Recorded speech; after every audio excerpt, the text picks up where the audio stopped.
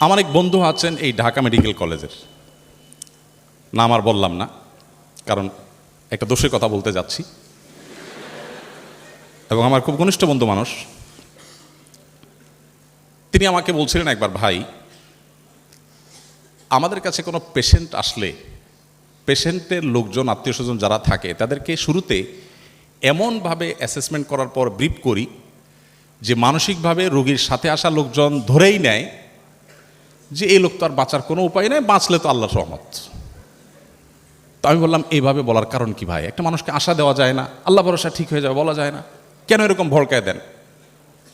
তো যেহেতু আমার খুব ঘনিষ্ঠ বন্ধু মানুষ, ফ্রিলি উনি বলছিলেন যে ভাই আসলে আমার দেশে মানুষ রোগী যদি ভালো হয়ে যায় তো বলবে আল্লাহ ভালো করছে, আর যদি রোগী মারা যায় বলবে ডাক্তার বেটা সমস্যা করছে।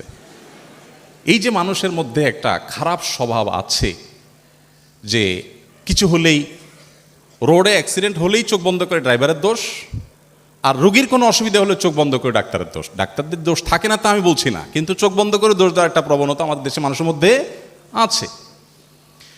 তো এই জায়গা থেকে উনি বলছিলেন যে যাতে দোষ দিতে না পারে এই জন্য আগেভাগে বলে দিই, ভাই আপনার রোগীর অবস্থা খুবই খারাপ, আর একটু আগে আনলে হয়তো চেষ্টা করা যাইতো।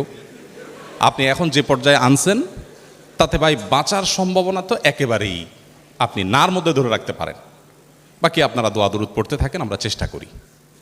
বলে এরপরে রুগী যদি বেঁচে যায় তখন পেশেন্টের সাথে আসা লোকজন তাদের অ্যাটেন্ডেন্সদের খুশির কোনো শেষ নাই, মাশাআল্লাহ ডাক্তার সাহেব ভালো হয়ে গেছে, আলহামদুলিল্লাহ আমার রুগী। আর যদি আল্লাহ না করুক মারা যায়, প্রেশার থাকে না, ভাই আমি তো আগেই বলছিলাম। তো আমি ওনার এই পলিসি শুনে বললাম যে বাহ, এটা বাঁচার জন্য খুব দারুণ পলিসি, কিন্তু আমি যদি এটাকে ইসলামী শরিয়াত ছাঁচে, কোরআন হাদিসের ছাঁচে ফেলে দেখি, তাহলে আমি দেখি কাজটি ভালো কাজ না। আপনি অবশ্যই কোনো শঙ্কা থাকলে সেটা আপনি পেশেন্টের লোকজনকে বলবেন, কিন্তু আল্লাহ নবী সাল্লাল্লাহু সাল্লাম আমাদেরকে একটা দোয়া শিক্ষা দিয়েছেন। আপনারা আপনাদের পেশেন্টদের কাছে যখনই যাবেন বা পেশেন্টদেরকে যখনই দেখবেন, আমি আশা করব আপনারা এই দোয়াটা করবেন। খুব ছোট্ট একটা দোয়া। নবী করিম সাল্লাল্লাহু সাল্লাম কোনো রোগীকে দেখলে তাকে বলতেন লা বাসা তহরুন ইনশাআল্লাহ। আমরা বাংলায় বলতে পারি আমাদের মতো করে, অর্থাৎ ভয়ের কোনো কারণ নেই, ইনশাআল্লাহ সুস্থ হয়ে যাবেন। এখানে নবী সাল্লাল্লাহু আলাইহি ওয়াসাল্লাম অন্য একটা শব্দ ব্যবহার করেছেন, তহুর মানে হল পবিত্র হয়ে যাবে। এটা নিয়ে অনেক দীর্ঘ আলাপ আছে, আমি সেদিকে যাব না। শুধু এটুকু বলি যে রোগ অসুস্থতা এগুলোতে যদি মানুষ ধৈর্য ধারণ করতে পারে, সবর করতে পারে, আল্লাহ রাব্বুল আলামিন তার গুনাহগুলো মাফ করেন, সে পরিচ্ছন্ন হয়ে যায়, পবিত্র হয়ে যায়। আমাদের স্যার আমার আগে পবিত্রতা নিয়ে কথা বলছিলেন। হওয়ার একটা উপায়, যদি বিপদ আপদে মানুষ সবর করে, ধৈর্য ধারণ করে, আল্লাহ তার গুনাহগুলোকে মাফ করে দেন, তার প্রোফাইলকে ক্লিন করে দেন, ছোটোখাটো অনেক ভুলভ্রান্তিও সেগুলো মাফ করে দেন। এই জন্য ইমানদার আসলে হারাবার কিছু নেই। নবী সাল্লাল্লাহু আলাইহি ওয়াসাল্লাম বলেছেন আজাবান লি আমরিল মুমিন ইন্না আমরাহু কুল্লাহু খায়র। ইমানদারের জীবনের সব কিছুরই বড় অদ্ভুত, তার জীবনে আসলে হারাবার কিছু নেই।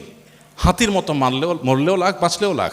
ইমানদার তিনি যদি কোনো বিপদের মুখোমুখি হন, তিনি সবর করেন, ফাকানা খায়র আল্লাহ, সবরের বিনিময় আল্লাহ তাকে জান্নাত দেন, রিওয়ার্ড দেন, পুরস্কার দেন।